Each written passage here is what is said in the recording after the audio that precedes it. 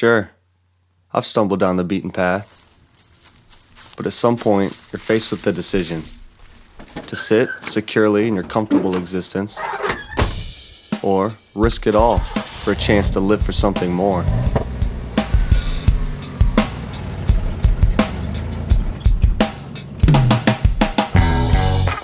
In a society where successful meant paying your bills, I was searching for a greater purpose. Like me, my buddy Kane went to school and got a big boy job, but the money never translated to happiness. We spent months dreaming of traveling the world as we lived vicariously through others, until one day, we sold it all to chase the dream full time. I'm tired of these walls, I'm tired of these streets. We got odd jobs to keep us afloat, and we'd hop on anyone's boat that we could to learn how to sail. Kane loved the outdoors and was passionate about writing and photography. As a kid, I was always filming, usually me and my friends taking years off of our lives.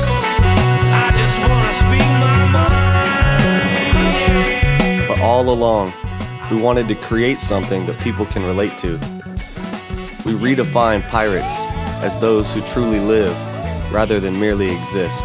The group of self-proclaimed Jacksonville Beach pirates. These guys aren't out to steal anything, just chase their childhood dreams. Before we knew it, our whole crew was living like pirates.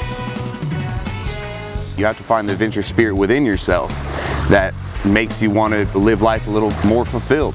Being comfortable with, being different and living life to the fullest. Being a pirate to me means finding what it is you love doing in life and doing it no matter what. Not letting anyone try to deter you from chasing down your dreams, because you don't ever want to wonder in the back of your mind that what if. Creating for the whole world to see and inspiring others to also pursue their dreams. That's what being a pirate is all about. Pirates are taking their swashbuckling to the sky. The concept is us following our dreams and sailing the world, so obviously we built a pirate ship. I just wanna speak my mind. I wanna walk these streets without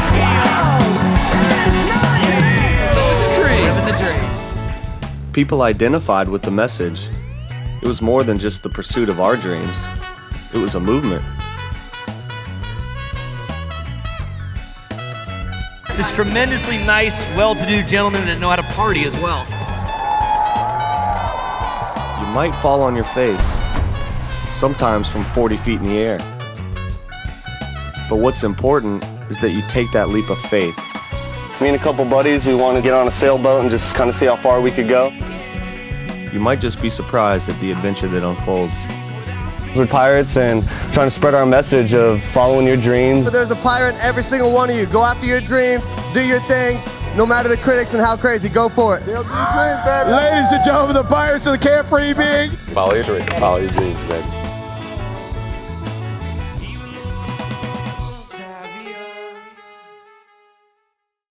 A year to the day after moving from Jack's Beach to travel full-time, we met Brian, who had also sold everything to pursue his dream of sailing the islands in hopes of creating a self-sufficient paradise.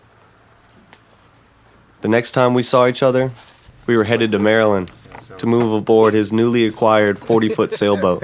Like that? That's a Christmas day? Yeah. The first obstacle was getting the boat registered and obtaining the signature of the former, now deceased owner. That was beautiful. Yeah, that's the signature.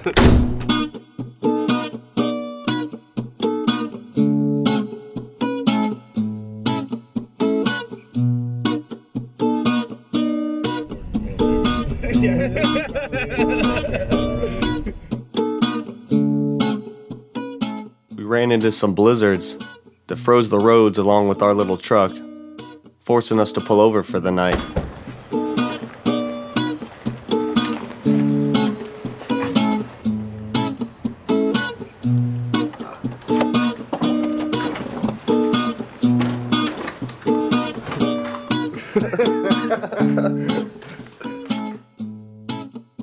We had no idea what we were getting ourselves into. Moving aboard a boat that we had never seen, with a guy that we had just met. Even better was the fact that the boat was located on a military base. Her name was Jinju. What? A 40-year-old Choi Lee Ketch. Oh, off of that. She felt like home from the second we stepped on board.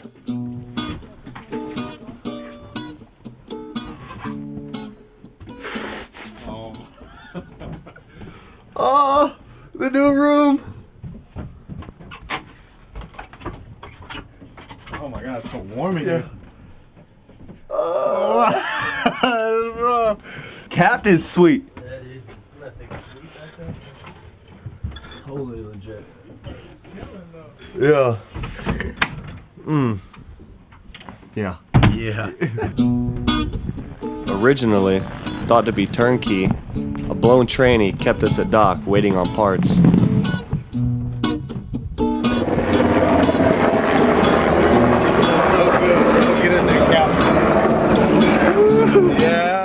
To avoid the risk of getting the boat confiscated, we remained undercover for almost 2 weeks, working on her whenever possible.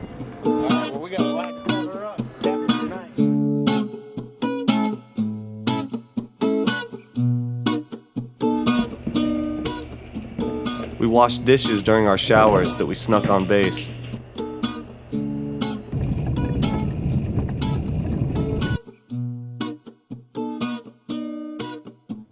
Northeasters kept us mostly snowed in, which gave us plenty of time to read our collection of sailing books.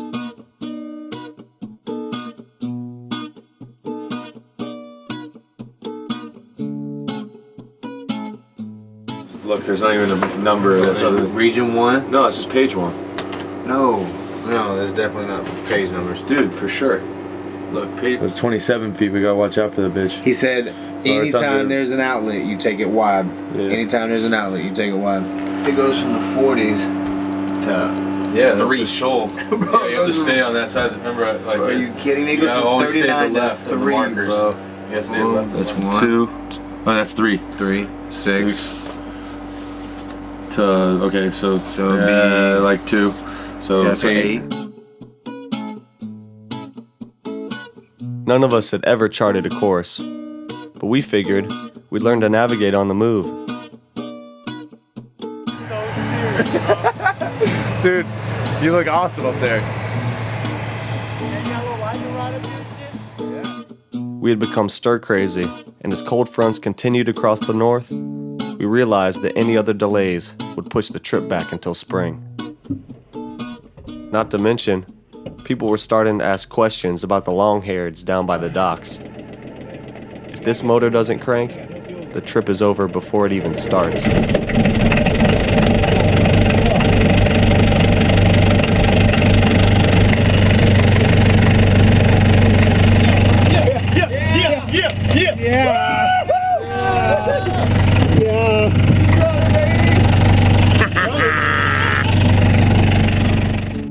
Throwing off the bow lines that day was one of the most profound events in my life. The destination wasn't important. It felt like we were part of something greater, and all that mattered was that we answered that call to set sail. We were leaving security behind us to chase the unknown. The conditions were less than ideal, but if we turned back now, we would surrender everything that we had worked for. We had never captained a boat this size, nor sailed a ketch rig before. But like our sailing mentor Captain Ron always said, if anything's gonna happen, it's gonna happen out there.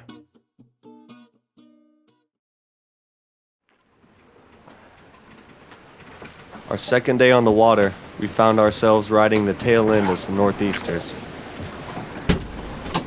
She hauling, huh? He is hauling ass. I want to get that GPS plugged in. That bitch. Oh. Any day now, we shall be released. Woo-hoo! Here we were, pushing a 40-year-old boat as hard as she goes our very first time raising the sails. Tearing canvas, busting shackles, we didn't care. We were finally doing it. 25-mile-an-hour wind, 15 degrees. Yeah. These boy's a sailor.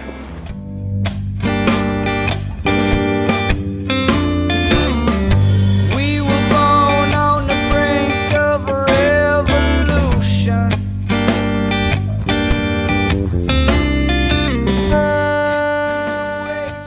As we neared the Intercoastal Waterway, we felt like we had conquered the Chesapeake. Seeing as how we were the only boat on the water and managed to keep her above the waterline, we were doing better than expected. We entered our first lock feeling like some OGs. Then right on cue, we broke down.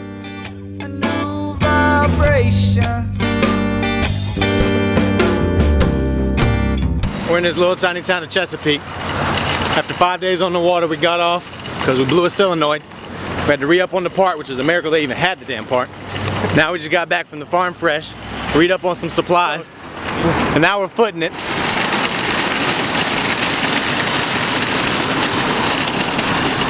It's a pirate's life for me. A blown starter kept us at dock for a week, but even though we were broke down and 3 weeks behind schedule, for the first time in my life, I felt like I was exactly where I was supposed to be.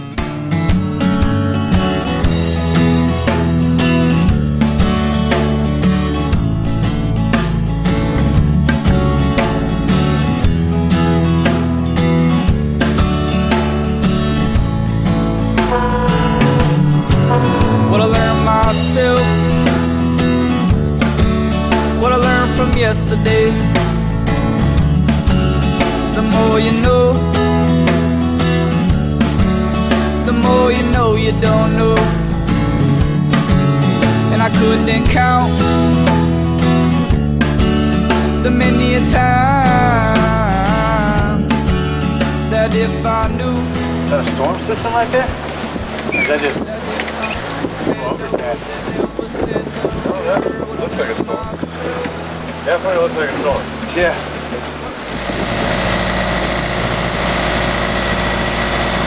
Trying to stop the present, dreaming about the past, and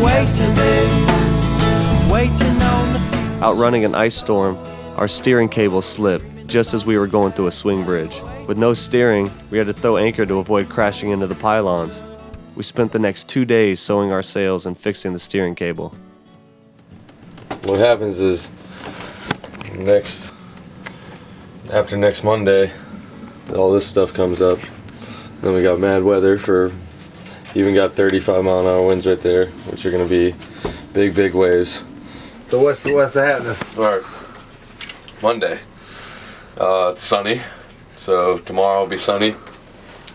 Morning 15 to 20 out of northeast, 0%, easing to 10 out of the north. Tuesday wind out of the south, so it's against us. Yeah, the northeast 10 to 15. 10 to 15, 70% chance of rain, okay? Damn.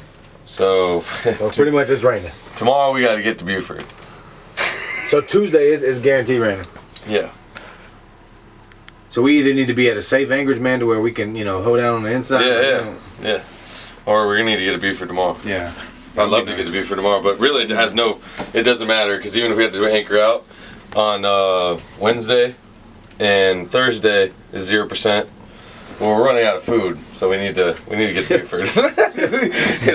that day on Tuesday would be pretty harsh. Yeah. Our spirits were high, despite the setbacks and shitty weather. Our next stop was Beaufort, home of Blackbeard, and the last stop before making our first ocean passage. For the first time on the trip, there were other signs of life on the water. Boats on moorings, wild horses grazing the outer banks, even dolphins off the bow as we sailed into town.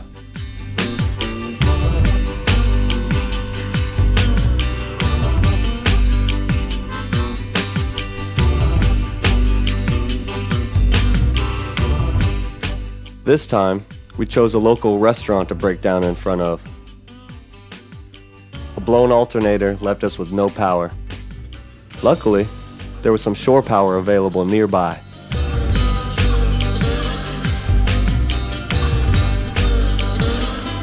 Well, kind of.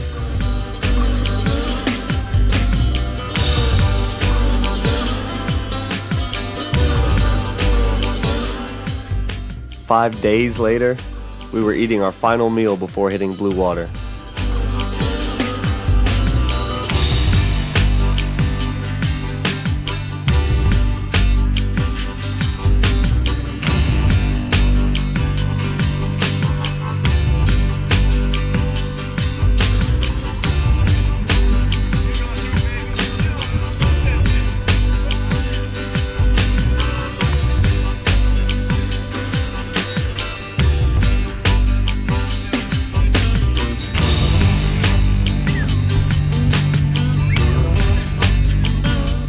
The forecast was 20 to 25 mile an hour winds and 3 to 5 meter seas.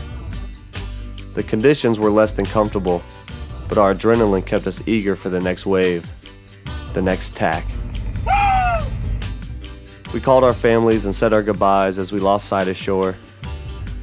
We made it out of the 8-mile channel, and other than a broken furling shackle, it was smooth sailing.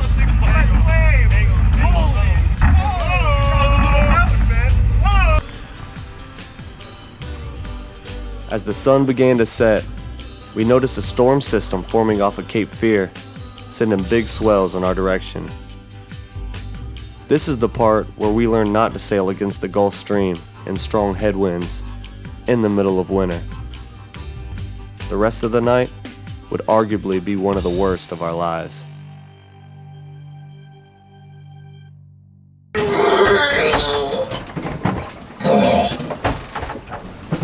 You gotta lay down. Fuck you and you lay down. That's just insane. That's so insane.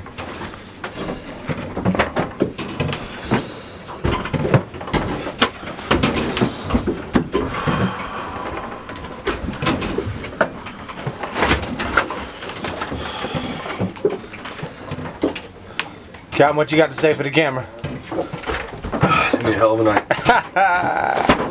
One hell of a night. I'm about to pass out. Good luck.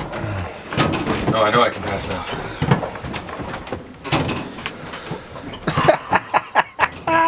These boys are fucking crazy.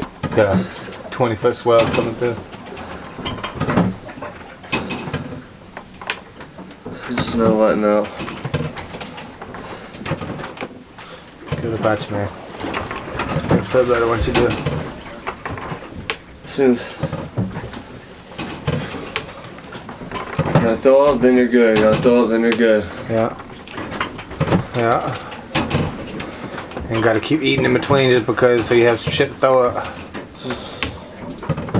My stomach started cramping that last time. I had shit to Being get too up. tired to eat the whole day.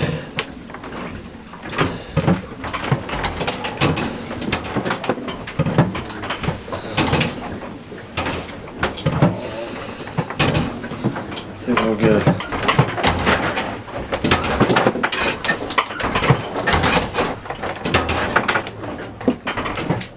The waves were starting to break, and this was scary for me the first time I've been out in a sailboat with this motion and these waves breaking.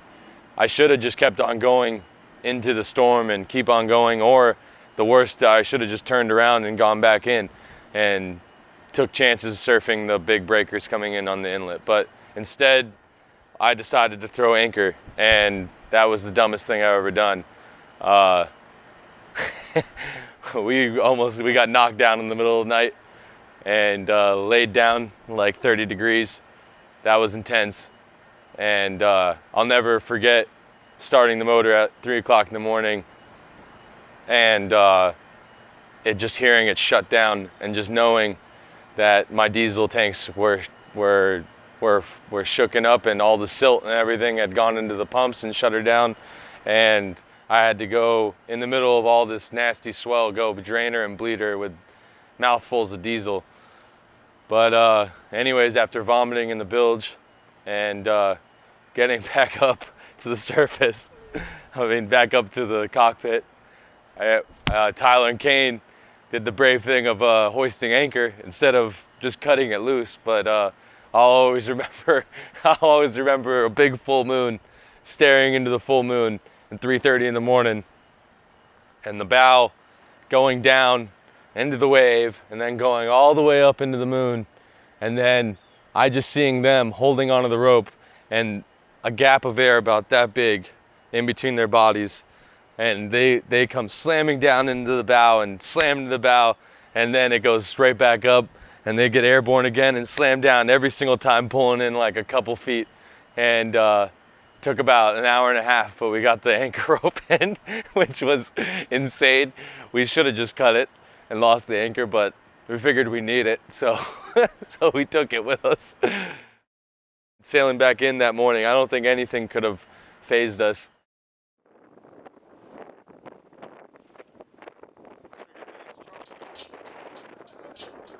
We limped back through the Beaufort Inlet, literally sailing directly over Blackbeard's sunken ship, the Queen Anne's Revenge. For 4 days, we recovered as we navigated down the intercoastal, south of Cape Fear, hoping to avoid some of the nastiness that earned its name. As far as we knew, Jinju was ready for another ocean passage, and so were we. This was our best day of sailing yet. With a good heading and steady wind, we covered over 70 miles in no time. We had enough peanut butter for a couple days and a bottle of rum to keep us warm.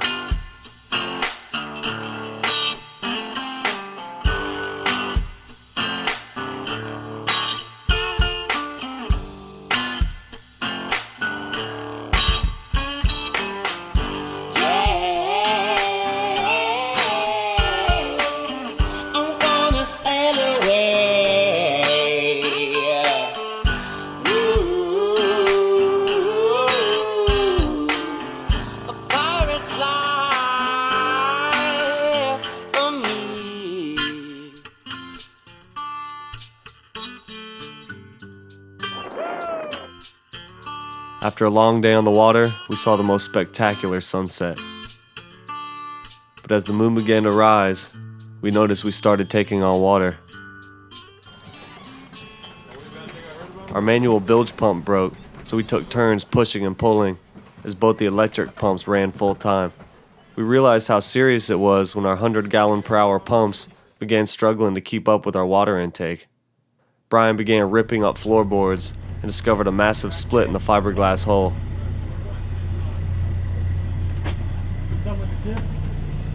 With the keel now stuffed with pocket change and silicone, we changed course, back to mainland, and prayed for the best. As I'm riding this 14 miles from any foreseeable shore, the lights in the distance are our beacon, but more so my heart is lit up. My heart is my beacon. It shines. I'm warm from the inside. I'm through pretending. I'm through leading myself astray. I will answer the call. I will live my heart's truth. If we are to prosper, then our compass must direct the course beyond the lights in the distance. There is only one secure path, and it is from the inside. Your heading is yours to choose, but understand, your course I will guide. Woo! Hoorah! We're gonna make it.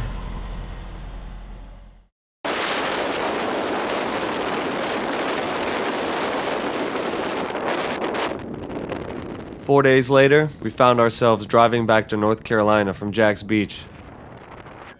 Oh my God, we don't even have brakes right now. We have brakes. Loaded down with some serious tools and supplies. Here is where your crack actually is. Where? Your crack is up here actually. The crack in the keel was no joke, but we made friends with the badasses in the shipyard that taught us everything we needed to know. Taking on a lot of water quickly, or just... I was taking on every single time I hit a wave, water. That's what I'm thinking, and that'll take it. We're gonna heavy grind. I'm on my grind every time I hit the ground running. It makes sense for my high, but fuck a 9 to 5. I'm gonna taste that honey. Big plans with the big guys. It's champagne till the sunrise. Lordy Lord, you look at us now. Aren't you feeling proud? Yeah.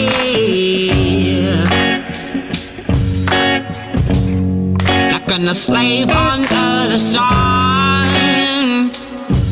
No, you better get your hole in one. Yeah. For the next 30 days, we lived aboard the boat on a parking lot, working sun up to sundown, sanding, grinding, patching, fiberglassing, scraping, reinforcing, varnishing, and painting every inch of Jinju.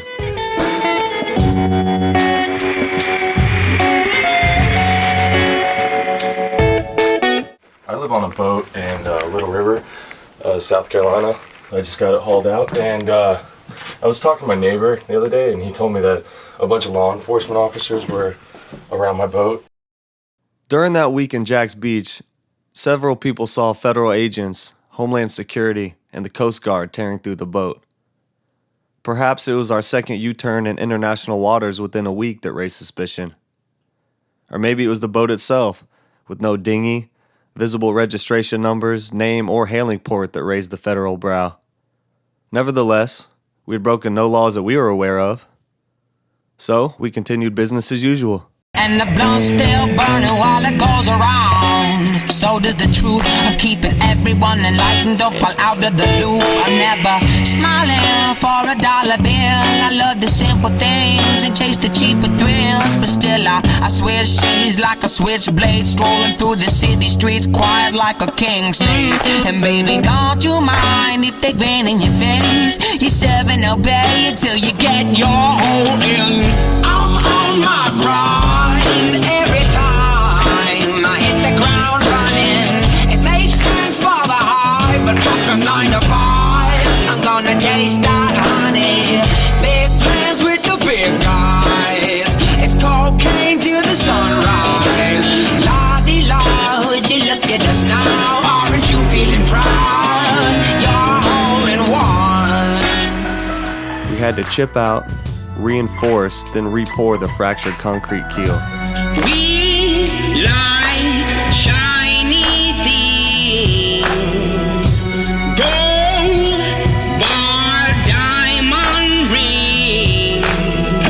Ignore the shadows under the door. The elevator sticks on the 6th floor. I won't complain of missing hours of sleep or all the meals I won't eat because I get my hole in.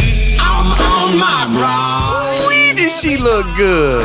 I hit the ground running. It makes sense for the high, but fuck a 9 to 5. I'm gonna taste that honey. Big plans with the big guys. It's cocaine till the sunrise. La-di-la, would you look at us now? Aren't you feeling proud? You're all in one. Exactly 1 month after we almost sank, we were relaunching our old girl back into the water.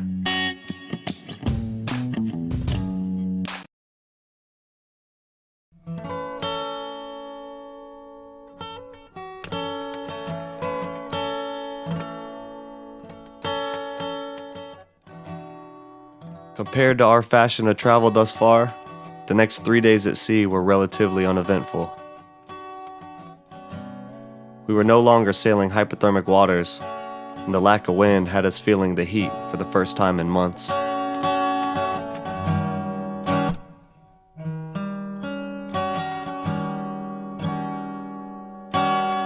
Holy shit, I see that! No! Finally, a familiar horizon. So how many days total? 16 days traveling. And that's not bad weather. That's not staying nowhere. That's traveling days. That's if we make every checkpoint. So we're looking bare minimum 3 weeks. Yeah. We're looking 3 weeks. Yeah, bare minimum 3 weeks today. 2 months late, we finally made it to our home port. Having already been through so much with Jinju, it was time for a proper renaming ceremony. We collected items that represented Jinju to be used as offerings to Poseidon. Her new name? Alamad. Oh, 'cause it's Friday night and I'm feeling like Superman. In this crypto night, ain't got nothing on me tonight. And I'm feeling so loose, from my head down to my shoes. And I got my head up in them clouds, and I got my knees on down. Legend has it, once Poseidon clears the old name from his ledger, you get him shit-faced on champagne. Only then will you be granted safe passage under your new vessel's name. That makes sense. Let's do this. 'Cause I'm feeling like Superman on Friday night. Well, I throw on my yellow cape and I tie it tight. 'Cause I'm feeling like Superman on Friday night. Well, I really don't wanna come down 'cause I'm feeling so right. Tyler, is this you again, dude? Or is that somebody else? There's fresh blood on the ground. Oh my God. Who is that? Damn, Tyler, you leaking, bro? No, it's not Tyler this time. Is it me? Yeah, it's you, King. It's that toe. Bro, didn't you just draw blood? Right in the way, please don't leave. Will you stay with me? And I'll be happy, happy, happy. Must be. Almighty and great ruler of the seas and oceans, to whom all ships, we who venture upon the vast domain are required to pay homage. Bless Jinju for a whole sacred passage. She guided us down here, got us all safe and sound. Love her, man. Love her. Blessings, yes. Bye. Keep down! Bless the sea. Bless the first mates. And Cap. To the captain! Safe passage, safe passage. Yeah. Out of the mud! Out of the mud!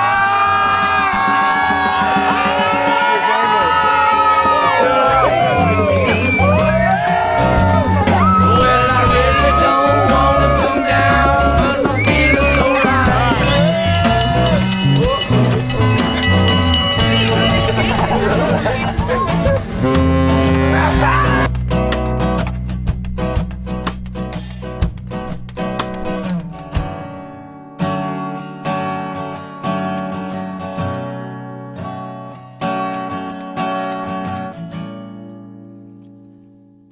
We took a month hiatus in Jack's Beach to spend time with friends and family before heading farther south.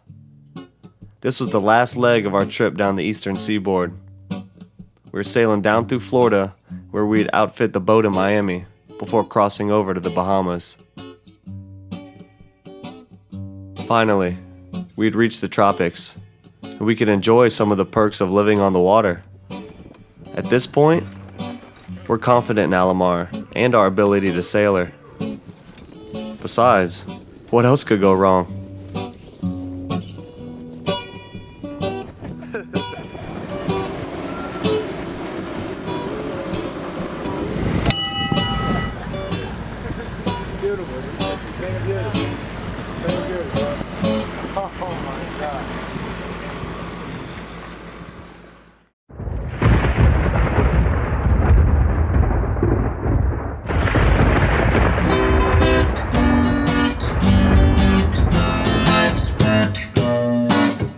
If there ever was a belly of the beast, this was it. This concrete jungle went against everything we stood for. The goal was to get in and out as quick as possible, but no matter how hard we tried to escape, we stayed in its clutches. The city will test your will. It'll even make you question your pursuit altogether. We hustled odd jobs to pay for additions on the boat. Bow right in the face. We painted houses, cleaned boats. We even went door to door getting tree jobs.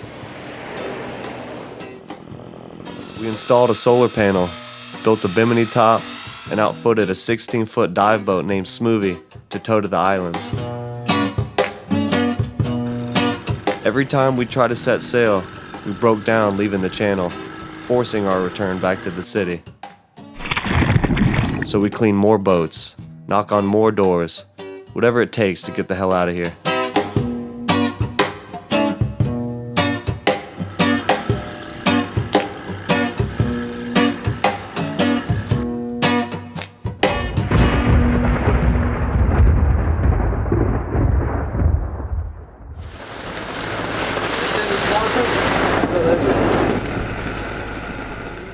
We could care less that we were headed to the islands in the heart of hurricane season. It couldn't be worse than our 7 grueling weeks in Miami. That's all I'm saying. This shit's insane. Brian's brother Michael and our friend Woody from the UK joined us for the first leg of our Bahamas tour.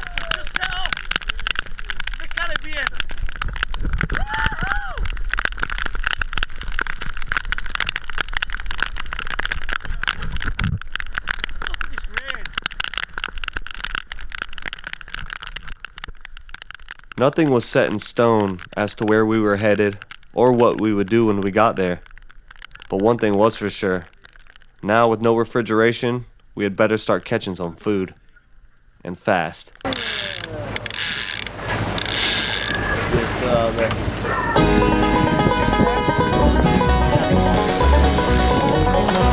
got supper on the end of my line.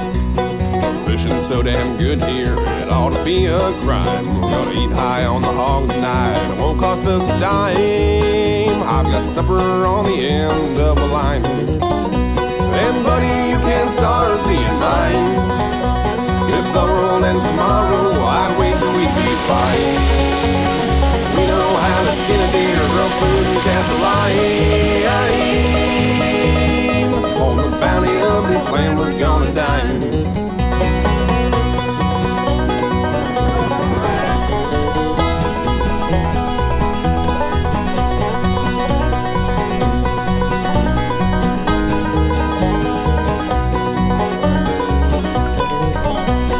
White-tailed doe centered in my sights.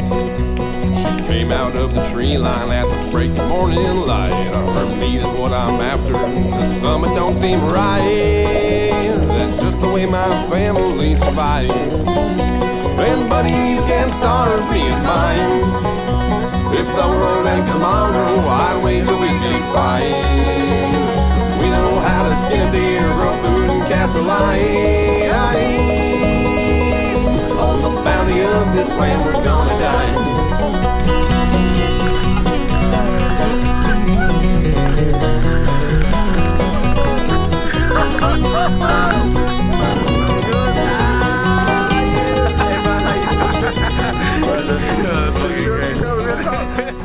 Our first few days in the islands were spent exploring the tropical waters, diving shipwrecks, and catching fresh conch with the locals. I'll make a jug of wine. That's half the reason we love picking time. And buddy, you can't starve being mine. If the world ends tomorrow, I'd wait till we'd be fine. 'Cause we know how to skin a deer, grow food and cast a line. And we're grubbing on some good seafood tonight. Can't wait.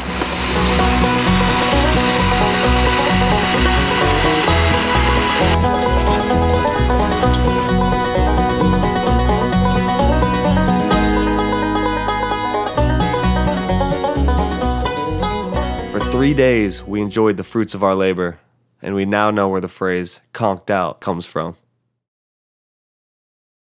After spending the night anchored in Freeport Harbor, which we now know is highly illegal, we dropped Michael off, pirate style, to catch a ride back to the States. You got it, bro. No. You had it. Go. He's catching the ferry. I love you guys. We're just dropping the ferry to Fort Lauderdale. I'll see you back. Can he get there from here?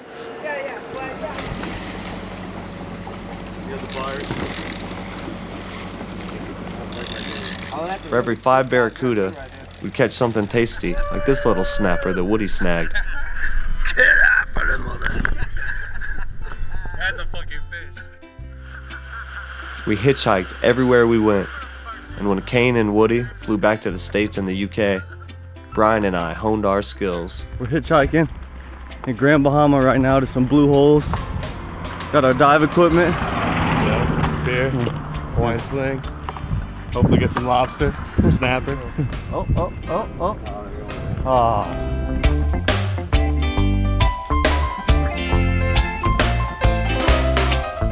That's what all the spiders would be doing, the big bananas.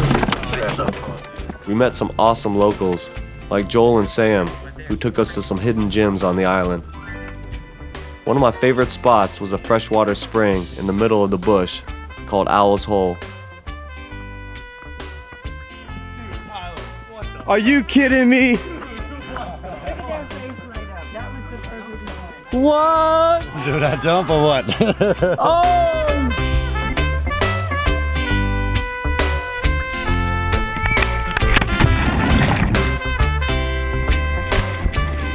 All of a sudden, the majority of our days were spent just enjoying nature and all the simple things in life. We didn't have any money, but it didn't matter. We didn't need it. One day we explored a beach known as Sharp Rocks. We collected a bucket full of wilks that Joel told us was edible.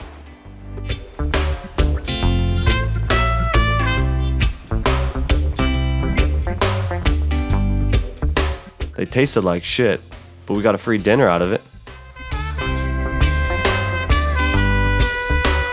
We stayed in the back of a local salvage yard, where we did odd jobs in return for our dockage. Conveniently located across the channel from a popular resort, we helped ourselves to their ice, laundry facilities, and some of their female guests.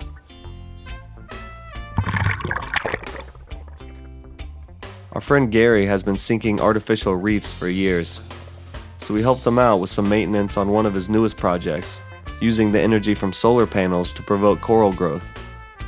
You could actually see an increase of sea life at the artificial reefs, even these newer installments.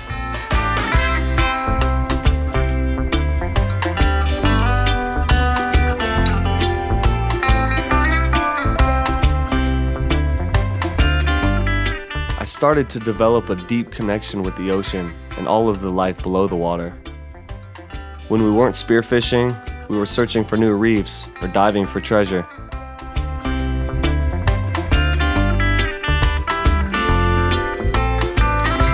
We started diving with some local legends, David and Gary, who helped refine our spearfishing game. Gary's dog Omska even free dives and is known for retrieving a conch shell as deep as 30 feet.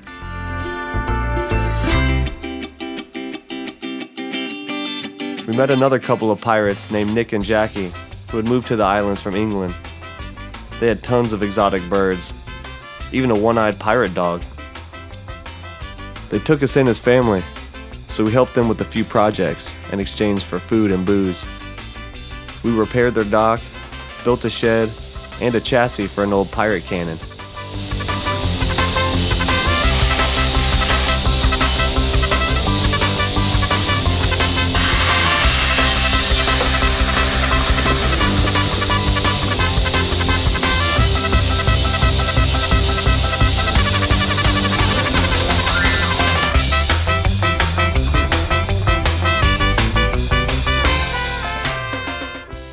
From what we hear, we had a great time at the annual Basra Beach Festival. We later found out we had been drugged. Luckily, some of our friends were willing to babysit that day. Other than waking up with a dislocated shoulder from belly flopping into a drained pool, we had made it out pretty much unscathed. If you look closely into our eyes, you'll notice our souls have completely left our bodies. We did make the paper, though.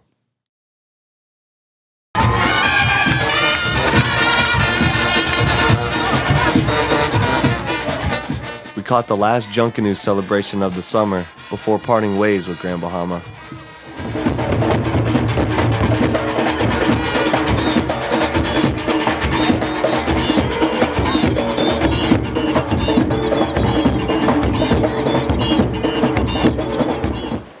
It felt like I learned more in the past 3 months on the island than I had the past 3 years back home. Everything is new and exciting and different. I can't wait to see what's next.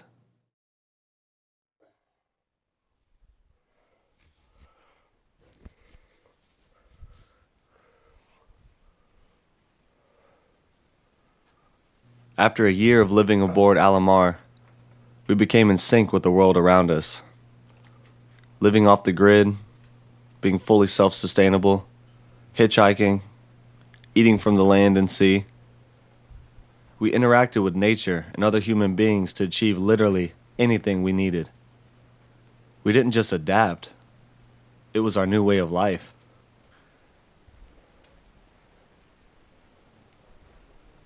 At this point, it was second nature. Not once did I miss any of the luxuries that we no longer had. Cell phones, TVs, ice, or even hot water. If you asked us, we were the richest guys in the world. But happiness doesn't buy you honey. And when you eat lobster and snapper all day, you start to crave something sweet. We made it to the island of Eleuthera in northern Bahamas, where we met our buddy Blake in Spanish Wells. He told us about a huge honeybee hive in Preacher's Cave. We didn't have anything else to do that day. We built a piss-poor fire in hopes of smoking them out. When that didn't work, we modified our plan a little bit. Let's gently put them to sleep. We'll borrow a few combs, and then we'll be on our way.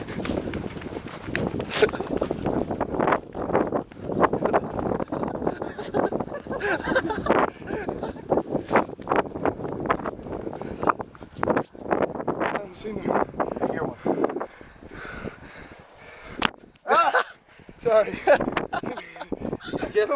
Dude, there was a whole mess of bees that fell. Dude, there's like 500. Yeah, but look how docile it is. They should have fucking gone nuts. No, they are coming still down. I don't think. Here, Yeah. I want to get this going. Hey, get it going. No more.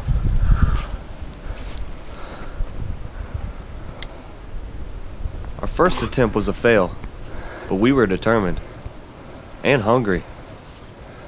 So we built a larger fire and attempted the old chop and grab. The plan was to grab the combs and hide in the smoke until the bees subsided. Go! Go! We figured out quick that these bees were pissed and they could care less about the fire. Oh shit! Should we haul ass? Oh my god! Oh shit, they're getting down here. They were everywhere. Holy shit! Oh! No, don't wave them down. Don't let them know we're here. Oh my god, they're... Oh shit, dude. It's okay. It's okay. Dude, they're coming hard. Damn it. They were lodged in my hair. They were in my board shorts. It's in your... And they were playing for keeps. No, he's in your pants or something. I think if the smoke dies out, we fuck, man. There's one in your pocket. Oh fuck, he's right here. He's in my hand. Oh, they're swarming. We're swarming. Let's get some smoke going ASAP. Stop.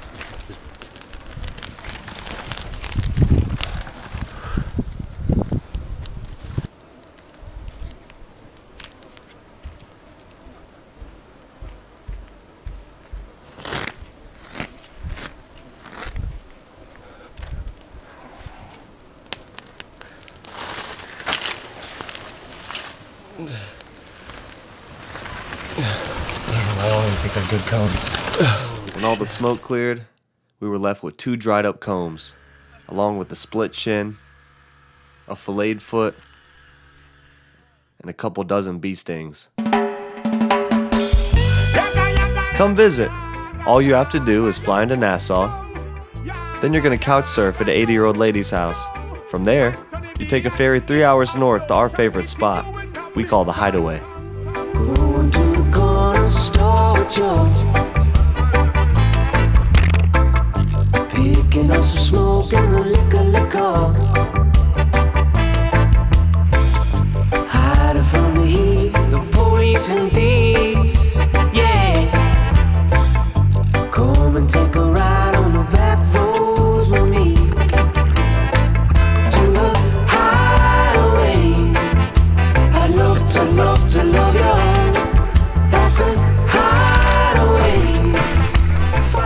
When it's too rough to dive, we explore caves and find other ways to feed ourselves. Sometimes we barter for conch. Sometimes we get a little more creative. Even when a man, she's all alone. One night we caught a sunset with our boy Blake, and he told us what it was like growing up in paradise. The cool parts about Spanish Wells, man, the fact that you could see the beach. I mean, growing up here, that was our life, you know. If we weren't in the water, we was on the beach catching little fish, or we was doing water sports. He also shed some light on the negative effects of tourism on the smaller family islands. What I don't like is how the island's selling out to like tourists and stuff like that, you know. I mean, like most of the land, we got children coming up. It's pretty much we could soon have to start leaving the island or stop selling out to tourists, you know. I mean, I don't have a problem with it, like I say, but it's such a small island. And if you got, you know, everybody's, some people's kids go want to grow up here eventually, you know. Or whether or not they go away to school, they go want to eventually come back. And then where do you afford a piece of property, you know? You coming out of school, you got to buy your own piece of property for $150,000, then build a house. You know, you got to have a great job to be able to afford this type of life, because the fact that the people's got the prices so high, so that when Americans buy it and stuff like that, you know.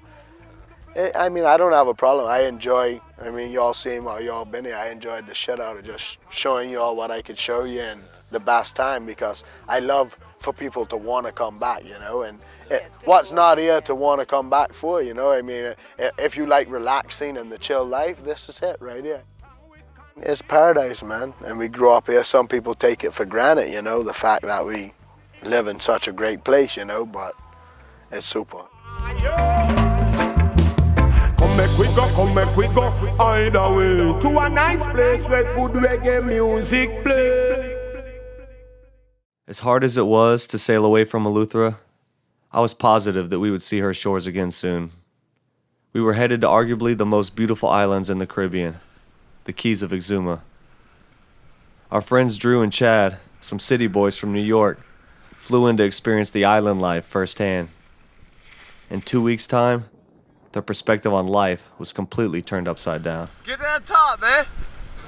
You got a couple more. You got one ring left. You only have one. You got one step, bro. One step forward, you're there. One step and you maxed it. I'm good.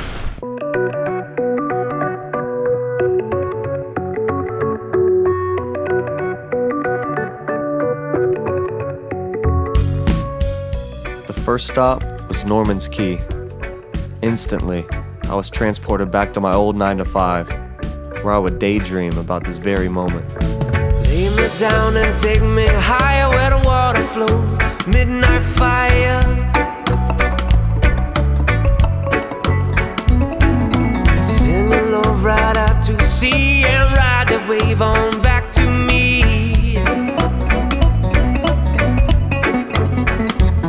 We are children of the sun. We come alive when we feel the heat.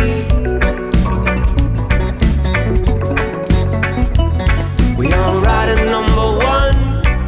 We come alive when we feel the beat. We spent hours diving this old drug plane that had crashed and now turned into an artificial reef. Lover, beat. Come on, set me free. Not a bad place to grab some lunch. Another beat. Come on, cover me. Yeah, lover, beat. Come on, set me free with another beat. Come on, cover me. Yeah.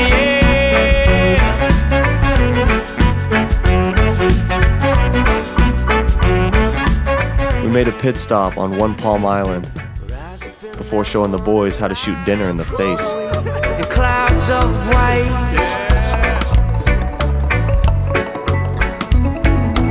Find a way and warm sunshine to get us lost inside our mind. We are children of the sun. We come alive when we feel the heat. We are riding number one. We come alive when we feel the beat.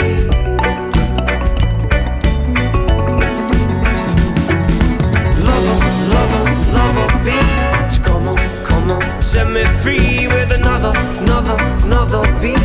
Come on, cover me.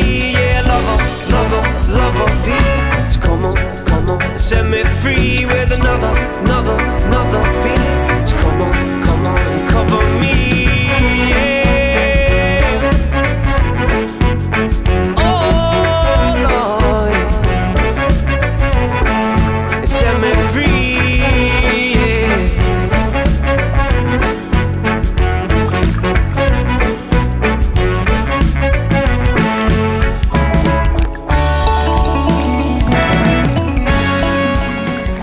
While diving near Compass Key, I discovered a huge cave that you had to enter through the water. Being with our boys from the city made me notice all the little things that I'd started to take for granted. I wanted to show this lifestyle to everyone, to prove that there is a better way. Slowly but surely, our boys found themselves on that trip, and before they knew it, they were holding their own. Lover, beat. Come on, set me free with another beat. Come on, cover me, yeah, lover, beat. Come on, set me free with another beat. Come on, cover me, yeah. Oh Lord, set me free, yeah.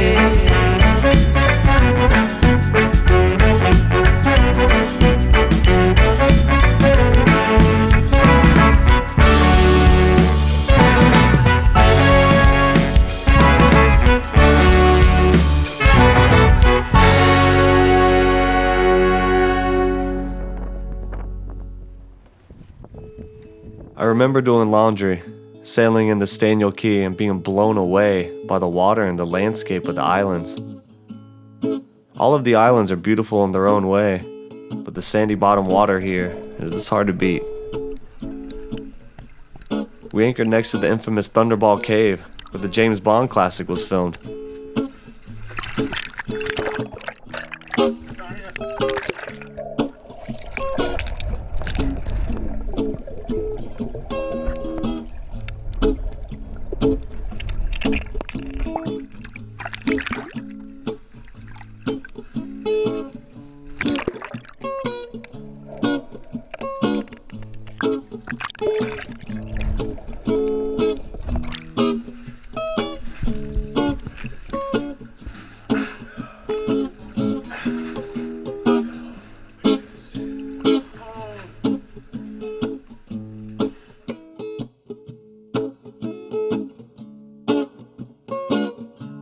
We spent most of the day exploring the various caverns and climbing the super sketchy rocks to get to the top.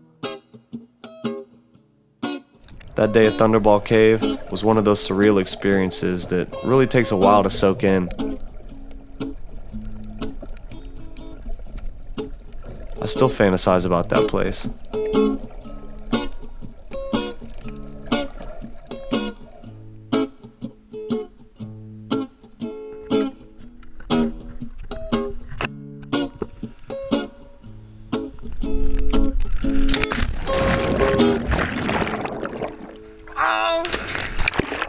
2 weeks of good laughs and a half a dozen islands later, we wished our friends good luck on their voyage back to the real world. It was meant to be doing every day. How are you gonna go back to the city, bro? Burning the city. Can't go back, The last stop on our Bahamas tour was Georgetown, a destination for cruisers from all over the world. One day we built sailboats for all the kids who had traveled to the islands for an annual coconut race. We noticed an older gentleman struggling to cut wood with a handsaw. When he explained what he was doing, we brought all the tools from the boat to help out. Before we knew it, we were churning out sailboats left and right. Oh, you know what I'm gonna do? Like a lot of squirrels. Bahamian soup rig. We had a blast with the kids, and we were probably more excited to sail the boats than they were. Customizing the hulls, rigging, and sail patterns. Wow, she's moving. I couldn't think of a better way to spend a Tuesday afternoon.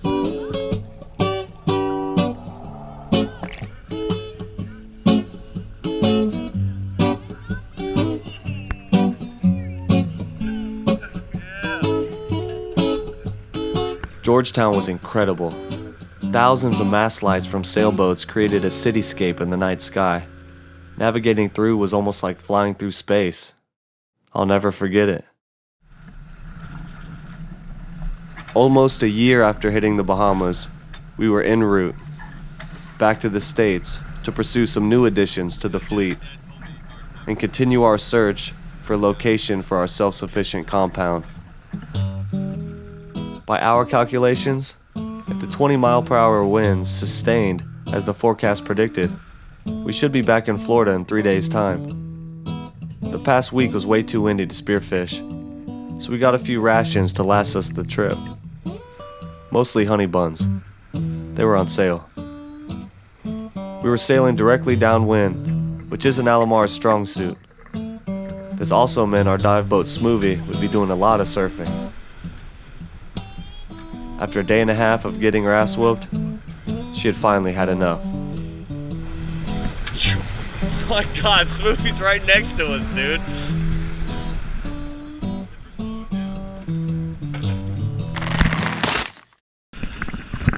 Fucking chaos. Smoothie just broke loose, and Tyler's been on the past hour trying to break some holes through her holes so we can tow her with the chain. Here's the seas that we're looking at right now. Okay. There's Tyler. Let's start by him, see how he's doing. Shit always happens on the ocean. Always. We were going 6 knots, just too much. She was surfing like crazy, and it just broke the bridle. After an hour of hammering holes in the side of Smoothie while trying not to capsize, we were back on track. But later that night, during my watch, we slammed into an unmarked reef. Brian was thrown from his bunk as we came to an abrupt halt. I was making sure that wasn't bubbling from the outside. We soon realized that being surrounded by uncharted reefs at night left us with no choice but to throw anchor at sea. Again. As the sun rose, we assessed the damage to Alamar. The rudder had a nice chip in it. Our new bottom job got taxed hard. And to no surprise, she had punctures all along the base of the keel. But she's a resilient old girl. And poor Smoothie, how she's still above the waterline is beyond me. During our violent jibe, our mizzen's boom vang apparently snapped, causing the boom to bitch slap our outboard motor into the ocean. Our remaining fortress anchor bent completely in half, and our quilted jib needed some new patches. Nonetheless, we were back at it. Our little speed bump on the reef cost us some valuable time. Unfortunately for us, the wind had died. We floated the Gulf Stream, sailing, or should I say, luffing, at 3.5 knots for 2 whole days. Come day 5 of our 3-day journey, we were practically hallucinating from lack of sleep and dehydration. The water we filled at Georgetown Marina was so bad that it actually made you thirstier. Not to mention it was the color of piss. And it tasted like it too. We split a can of chicken broth to get us through the night. The last thing we wanted to see was another honey bun.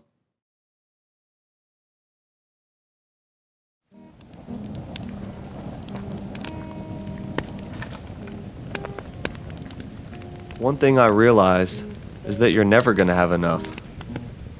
You could always use more money, more time, more preparation. You could spend your whole life working for more when you already have everything that you need.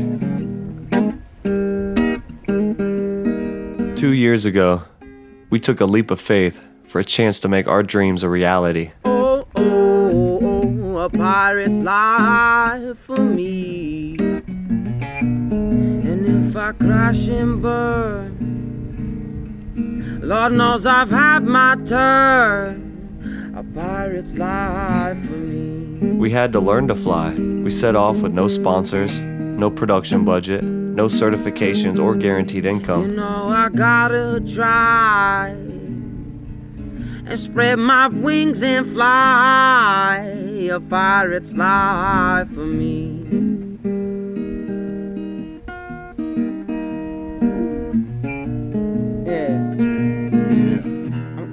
Travel and I'm gonna be free to see the world and sail the 7 seas.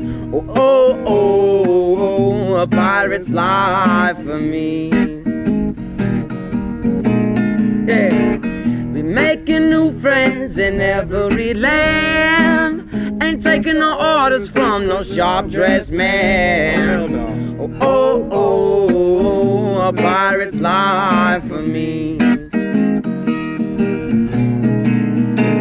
I said goodbye to all my 9 to 5s. Me and the boys chasing the horizon line. Hey, oh, oh, oh, a pirate's life for me. Oh, mama, don't ask how I'm rolling with them pirates now. Woo, yeah. Somewhere in this world, there exists a medium. Something that allows you to channel your true spirit into your everyday actions. Find that somewhere, cultivate that something, and create a world for yourself worth being in love with. Ain't got time to entertain all the darkness or the rain. When warm rays of sunshine beckon me to stop by and cast a light. And soft skies of baby blue hue, and tall palm trees sway my ocean view. Yeah, I'm a carefree type of scene, babe, I'm easy like the breeze. Can we go to a place where we can see all the trees? We can buzz just like the bees. I'm keeping it easy like the breeze, yeah. We are headed to the mouth of the Chesapeake. We're getting to the end of the Abduction, and we have officially left that hellhole in the Navy base. We are under sail. Yeah. Motor is cut off, although she is turnkey. She's cut off. It's turnkey. We ain't completely under sail. Yeah. Crank her up. Oh, you hear that? That you hear that? in the back. Let's turn her back off. Yeah. That quick. Oh, wait, you can't even turn it off. You have to shut the bitch down. She wants to run so You gotta bad. choke her out. But we're headed for Anchorage, right at the mouth of the Abduction of the Chesapeake. We're gonna get in behind these trees on this little jetty. We're traveling at approximately 1.1 knots, as fast as she's been yet. Oh, We're losing it. We're losing it. See all the trees. We can buzz just like the bees. I'm keeping it easy like the breeze. Can we go to a place where we can sit right beside the sea? We can buzz just like the bees. I'm keeping it easy like the breeze, yeah. Pirate's life for me, yeah. Oh. Here, gondola to land! Like the breeze, yeah.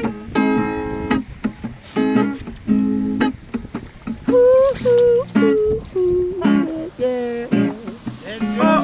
Oh, alright. You know it's a pirate's life for me.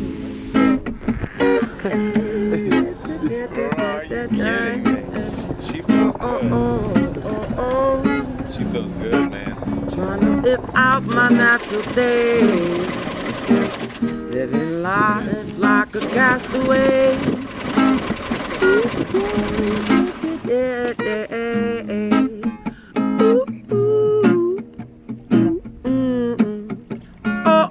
Oh, alright. I swear I'm easy like the breeze.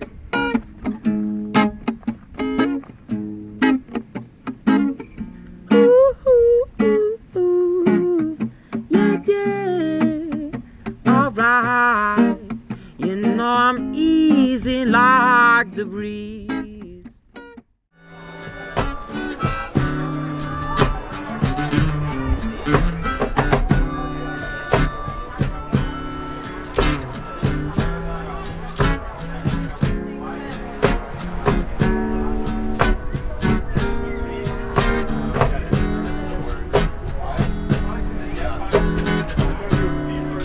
Good morning, guys and girls. I don't know what day it is. It's Saturday. I got my windmill up. I'll show you guys. Hopefully it's spinning right now. I don't think it is though. Not enough wind today. There you go. Took me all day yesterday, but I got it up. It's just pretty good. A little lopsided, but I can't help that. I need another support bracket for it, but that's it. Yep, and here's my garden again. The basil's coming back. I used some of it yesterday for my pasta. It was good. Anyways, another beautiful day in the muddy hole.